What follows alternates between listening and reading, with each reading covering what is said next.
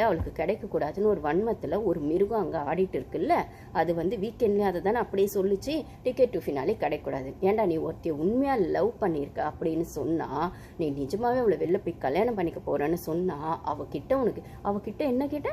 I Oscar for கிஸ்ன்னு சொன்னல. எந்த தைரியத்தில் நீ கேட்ட?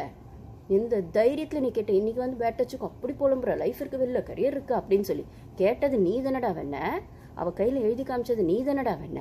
நீ கேப்டன்சி வின் பண்ணனே அவளை ஹக் பண்ணி கிஸ் பண்ணது நீ தானடா வேண? எல்லாம் பண்ணது நீ தானடா.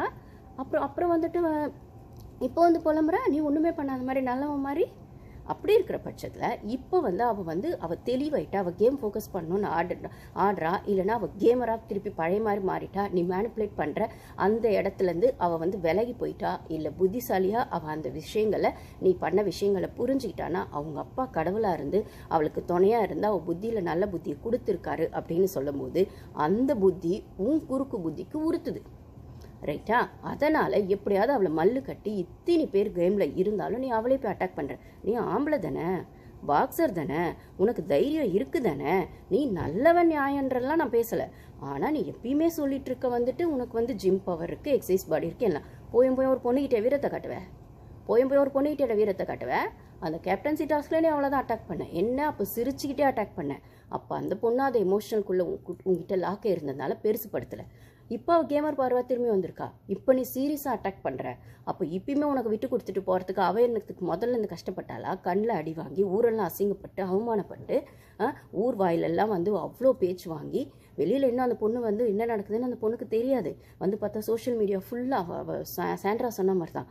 பாரு அமருதீன் 2 பேர் மேலேயும் தப்பு இருக்குன்னா, பாரு பேர் தான் வேலை கெட்டு போயிருக்கு, இவனுக்கான அந்த பிஆர் வந்து நல்லா வேலை பார்க்குறாங்க அப்படின்னு சொல்கிற இடத்துல அதுதான் முதல்ல இருந்து நடந்துட்டுருக்கு.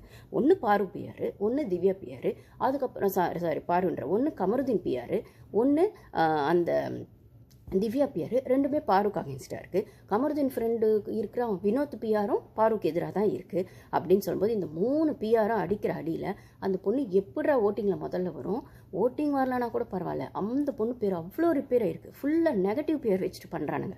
இந்த கமருதீனோ வினோத்தோ பாரு, வினோத் வர நாமினேஷன் வந்தால் கமருதீன் ஓட்டு இவனுக்கு வருது, கமருதீன் நாமினேஷனில் வரணும் தான் அவனுக்கு போகுது, வினோத்துக்கு போகுது அந்த ஓட்டு அப்படின்னு சொல்லும்போது, அப்போது திவ்யாவுக்கு வந்து அவளுக்கான விஷயங்கள் அவள் ரொம்ப ஸ்ட்ராங்காக அவள் பிஆர் செட் பண்ணிட்டு வந்திருக்கா அப்படின்னு சொல்லும்போது, அப்போ கேமே ஆடாமல் இப்படி மற்றவங்கள டவுன் பண்ணி நெகட்டிவ் பிஆர் வச்சு அவள் ஆடுற கேமை டவுன் பண்ணி அவளை ஃபுல்லாக நெகட்டிவாகவே ப்ரொஜெக்ட் பண்ண அந்த சேனலுக்காகட்டும், இந்த பிஆருங்களாகட்டும், இந்த சோஷியல் மீடியாவில் பரப்பி விடுற தப்பான விஷயங்களாகட்டும், என்னடா நியாயம் இது? ஒரு பொண்ணு நின்று ஜெயிக்கிறது உங்களுக்கு உறுத்துது அப்படின்னா நீங்களாம் என்ன மாதிரி மனநிலைமையில் இருப்பீங்க? அதுலேயும் அவன் அப்பட்டமா சொன்னான்ல வீக்கெண்டில், அவன் கமருதீன் டிக்கெட் ஃபினாலே பாருக்கு மட்டும் கிடைக்கக்கூடாது, அந்த முகரக்கட்டை பாருக்கு கிடைக்கக்கூடாதுன்னு நினச்சி நீ சண்டே சொல்லிவிட்டு மண்டே இந்த விஷயங்களில், அந்த அன்வான்ட் டச், அந்த பேட் டச் விஷயங்களில்